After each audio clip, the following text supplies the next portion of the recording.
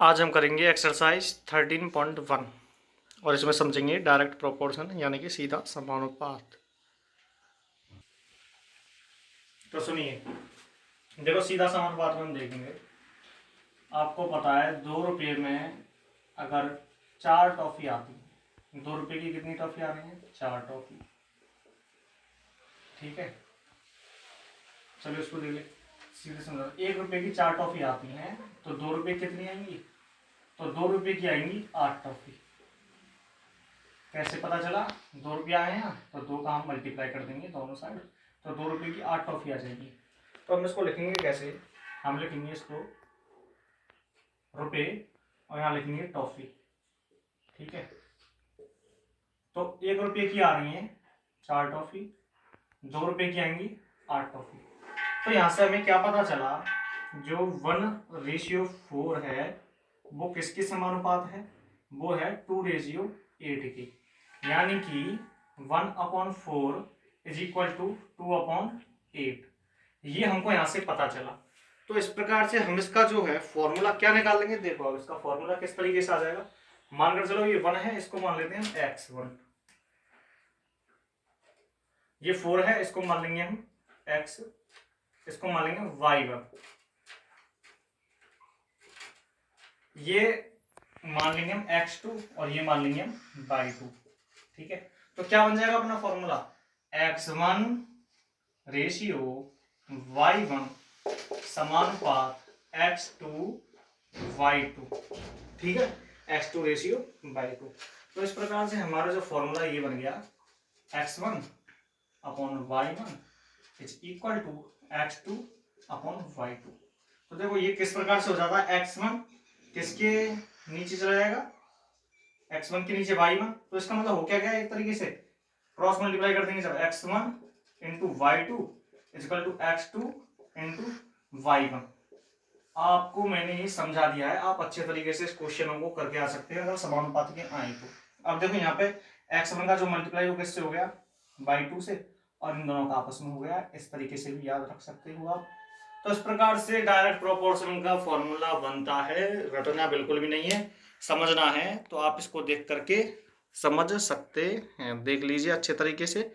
अब हम करते हैं बहुत ही मोस्ट क्वेश्चन 13.1 के। ठीक है, जो मोस्ट क्वेश्चन है, क्योंकि आपके एग्जाम पास ही आ गए हैं इसलिए मैं कराऊंगा मोस्ट क्वेश्चन। तो देखो ये जो 13.1 एक्सरसाइज है इसमें क्वेश्चन नंबर जो 4 है ये मोस्ट इम्पोर्टेंट है। तो इसको पढ़ते हैं। किसी सॉफ्ट ड्रिंक फैक्ट्री में एक मशीन 840 बोतलें 6 घंटे में भरती है। वह मशीन 5 घंटे में कितनी बोतलें भरेगी? आ जाओ इस पर प्रकाश डालते हैं। जब ये कह रहा है किसी सॉफ्ट ड्रिंक फैक्ट्री में एक मशीन 840 बोतल है, तो बोतलें कितनी हैं? बोतलें हैं 840। टाइम कितना है? समय, समय हम लिखेंगे आवर में। समय है 6 घंटे, 6 घंटे में भर रही है 840 बोतलें। तो ये कह रहा है वह मशीन 5 घंटे में कितनी बोतलें भरेगी। तो 5 घंटे में कितनी बोतलें भरेगी इसको मान लेंगे हम x। तो इस प्रकार से हमारा क्वेश्चन बन जाएगा और ये हमारी टेबल इस प्रकार से बन जाएगी। आप ऊपर नीचे भी कर सकते हैं, समय ऊपर भी ले सकते हैं, आप समय को ऊपर भी ले सकते हैं, बोतलें नीचे भी ले सकते हैं। हमको पता है हमारा जो फॉर्मूला था वो था x1 upon y1 is equal to, मतलब हमारा जो फॉर्मूला था वो क्या था? x1 upon y1 is equal to x2 upon y2 ये था। तो हम लिख देंगे 840 upon 6 is equal to x upon 5। तो ये हमारा फॉर्मूला हो जाएगा। अब यहां से हम क्या करेंगे, x का मान निकालना है, क्रॉस मल्टीप्लाई कर देंगे। 6x is equal to 840 into 5, x is equal to 840 into 5, और 6 से 840 कट जाएगा। कितनी बार कटेगा? 6 से ये कटेगा 14 6 जा 84, तो 140 टाइम्स। तो हमारा आंसर आ जाएगा 700। x इजिकल टू 700 बोतल आ जाएंगी, यानी कि हम 5 घंटे में 700 बोतल भर देंगे। तो ये होगा हमारा आंसर 700 बोतल। और ये जो फॉर्मूला है ये सीधा अनुपात यानी कि डायरेक्ट प्रोपोर्शन का है, इसको अवश्य याद रखना है आपको, इसको भूलना नहीं है। अब आते हैं हम नेक्स्ट क्वेश्चन की तरफ। इस क्वेश्चन को बहुत अच्छे तरीके से नोट कर लें, समझ लें।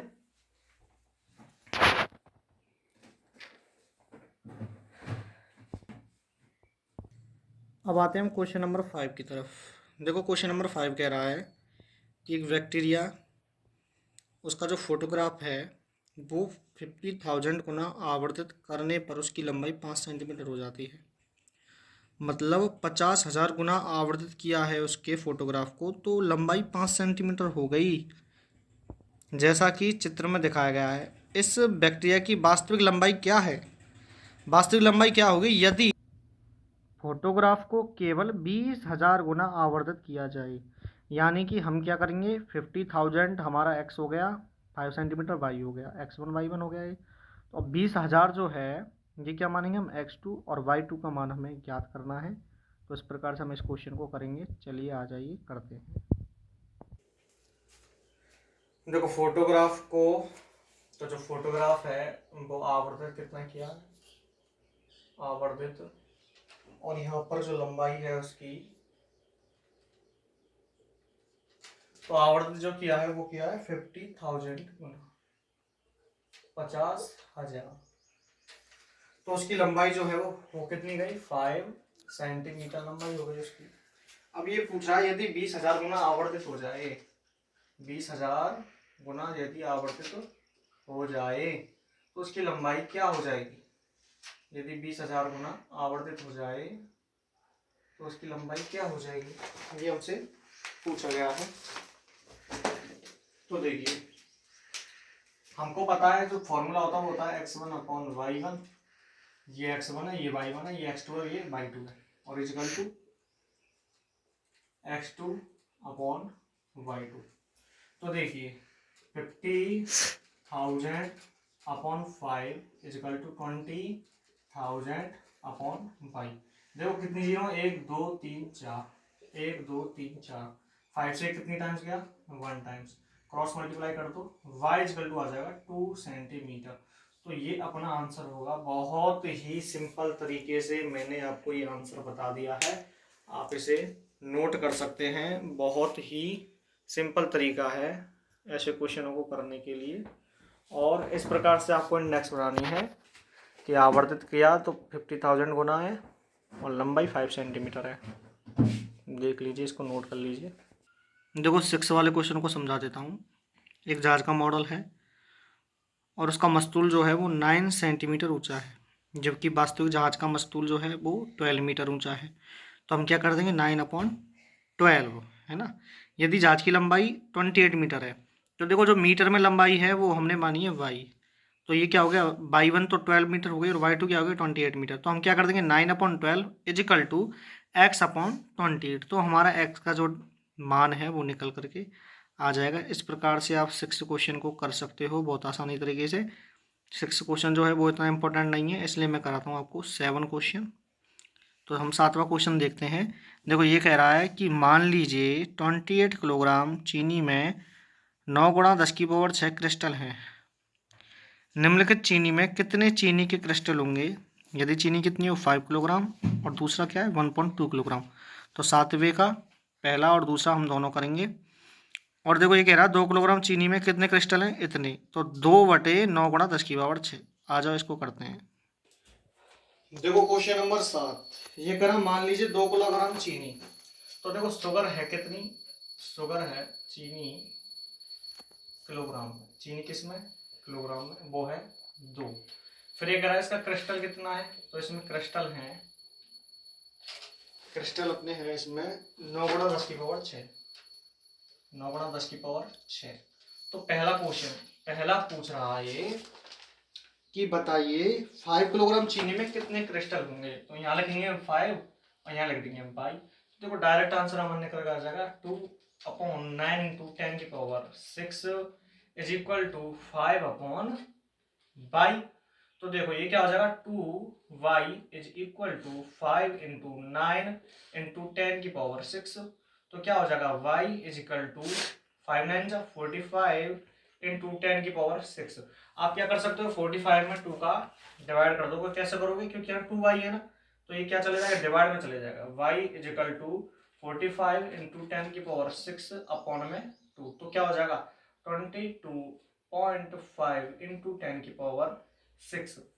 यदि आप एक पावर को हटा देते हो तो ये आपका आंसर 225 इंटू 10 की पावर 5 क्रिस्टल में भी आ सकता है,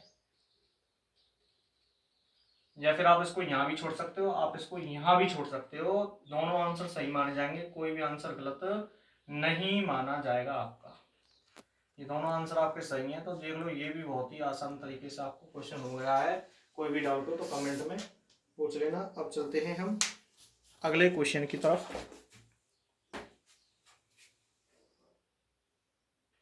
इस क्वेश्चन को आप नोट कर लीजिए, बहुत ही अच्छा क्वेश्चन है। देखो अब इसमें पूछा है कि 1.2 किलोग्राम में कितने क्रिस्टल हो जाएंगे, तो 7वें क्वेश्चन का दूसरा है, इसको अब करेंगे हम। अब हम देखेंगे कि 1.2 किलोग्राम में कितने क्रिस्टल बनेंगे। तो यहाँ पर हम लिख देंगे सेकंड नंबर का क्वेश्चन है। तो देखो 2 इंटू 9 2/9 इंटू 10 की power 6 is equal to 1/2/y। ठीक है, क्रॉस मल्टीप्लाई कर देंगे। क्रॉस मल्टीप्लाई ना भी करो तो भी 1/2 आराम से कट जाएगा, लेकिन फिर हम भी करते हैं cross multiply. 2y is equal to 9 into 10 की पावर 6 और इंटू 1/2, तो y is equal to 9 into 10 की पावर 6 इंटू 1/2 अपॉन में 2। 2 से ये कितनी बार कट जाएगा, 0.6 टाइम्स। कितनी बार, 0.6 टाइम। 9 का हम 0.6 में मल्टीप्लाई कर देंगे, तो 9 का 0.6 में जब मल्टीप्लाई करेंगे हमारा आएगा 5.4। कितना आएगा, 5.4 और इंटू 10 की पावर 6। तो इतने हमारे क्रिस्टल बनेंगे 1.2 किलोग्राम चीनी में। आप इसको नोट कर सकते हैं बहुत ही अच्छे तरीके से। अब आते हैं हम अपने अलग क्वेश्चन की तरफ। लास्ट क्वेश्चन है, क्वेश्चन नंबर 9 है। देखो क्वेश्चन नंबर 8 बता देता हूँ कैसे करता है आपको। ये कह रहा है रश्मि के पास एक सड़क का मानचित्र है जिसके पैमाने में 1 सेंटीमीटर की दूरी 18 किलोमीटर निरूपित करती है। तो ये क्या हो जाएगा, 1/18 किलोमीटर वाला नीचे कर दिया है हमने। ठीक है, तो वह कह रहा है वह उस सड़क पर अपनी गाड़ी से 72 किलोमीटर की दूरी तय करती है। तो क्या हो जाएगा, हमको पूछा है मानचित्र में दूरी कितनी है, तो क्या हो जाएगा 1/18 इज इक्वल टू x/72। तो बहुत अच्छे तरीके से 4 आंसर आ जाएगा, 4 सेंटीमीटर। बहुत ही सिंपल आंसर। क्वेश्चन नंबर 9 पर आते हैं हम, इसी को करेंगे। ये कह रहा है एक 5 मीटर 60 सेंटीमीटर ऊंचे ऊर्ध्वाधर खंभे की छाया की लंबाई 3 मीटर 20 सेंटीमीटर है। मतलब हम पहले इसको क्या करना पड़ेगा, सेंटीमीटर में बदलना पड़ेगा। तो हम ऊपर रखेंगे 5 मीटर 60 सेंटीमीटर, यानी कि 560 सेंटीमीटर, और नीचे रखेंगे 360 सेंटीमीटर। तो हमसे क्वेश्चन पूछे गए हैं दो। पहला कि ये कह रहा 10 मीटर 50 सेंटीमीटर ऊंचे, यानी कि हमें ऊंचाई दी हुई है ऊर्ध्वाधर खंभे की, छाया की लंबाई ज्ञात करनी है। और दूसरे में ऊंचाई ज्ञात करनी है, छाया की लंबाई दी हुई है। ठीक है, तो इस क्वेश्चन को हम देखेंगे। आ जाइए।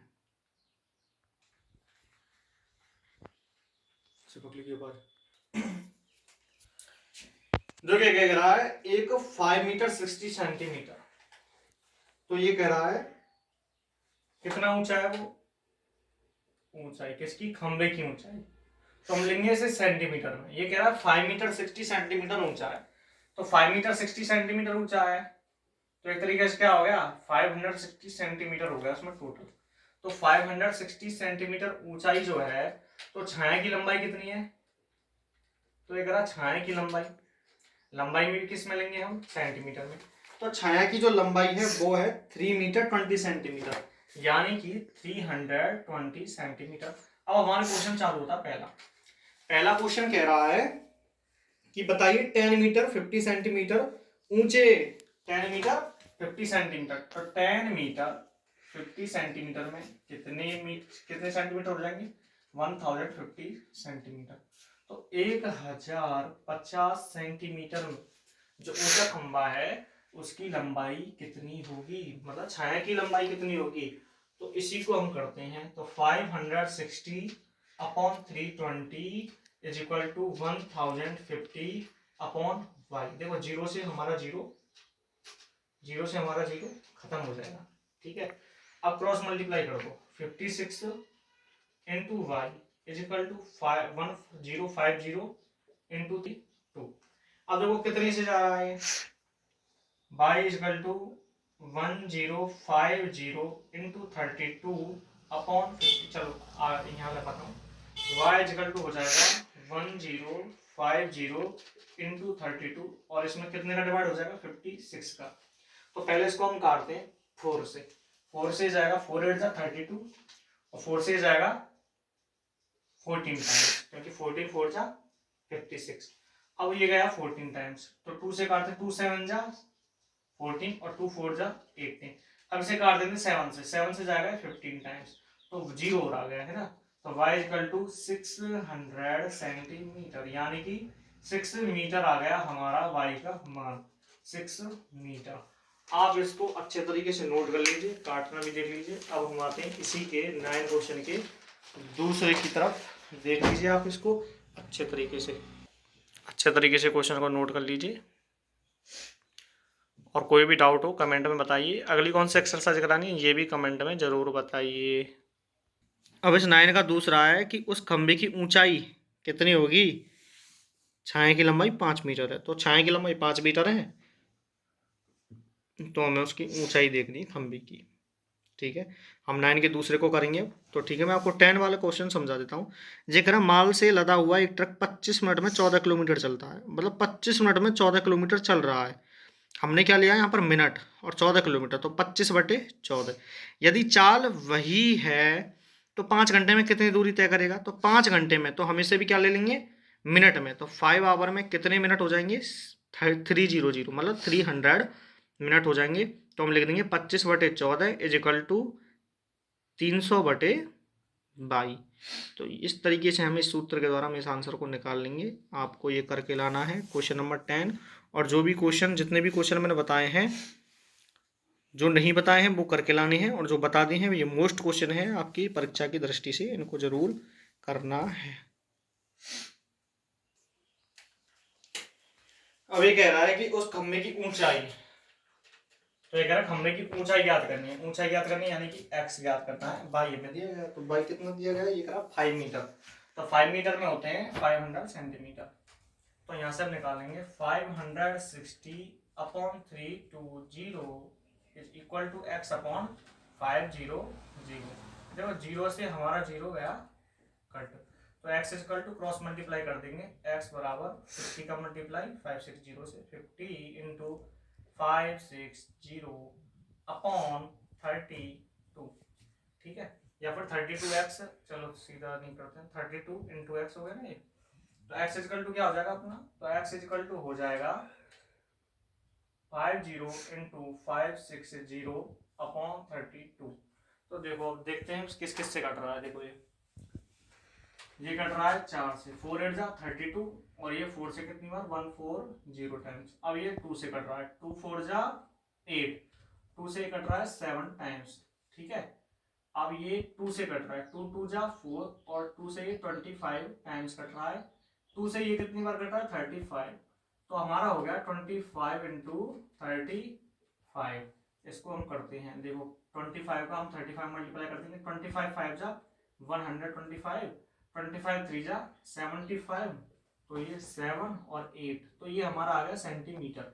मीटर में बदलेंगे तो हमारा 8 मीटर 75 सेंटीमीटर। आप चाहो तो ऐसे भी छोड़कर आ सकते हो क्वेश्चन को, और ऐसे भी करके आ सकते हो। तो हमारी ये जो एक्सरसाइज है यहाँ पर समाप्त होती है इंपॉर्टेंट क्वेश्चनों की। ये जो मैंने कराए हैं ये हैं इंपॉर्टेंट क्वेश्चन कराए हैं, परीक्षा की दृष्टि से महत्वपूर्ण हैं, क्योंकि आपके बोर्ड एग्जाम स्टार्ट ही होने वाले हैं, इसलिए इन क्वेश्चनों को जरूर करना। जो नहीं कराए हैं उन क्वेश्चनों को आप कमेंट में उत्तर दे देना कि क्या उनका उत्तर है, और अगली एक्सरसाइज कौन सी करानी है आपको उसके बारे में भी ज़रूर कमेंट में बताना, जिससे मैं उसको और अच्छे तरीके से आपको एक्सप्लेन करके बता सकूं, उसमें से भी मोस्ट क्वेश्चन आसानी से आपको करा सकूं। समझाने का तरीका बहुत ही सरल है। धन्यवाद।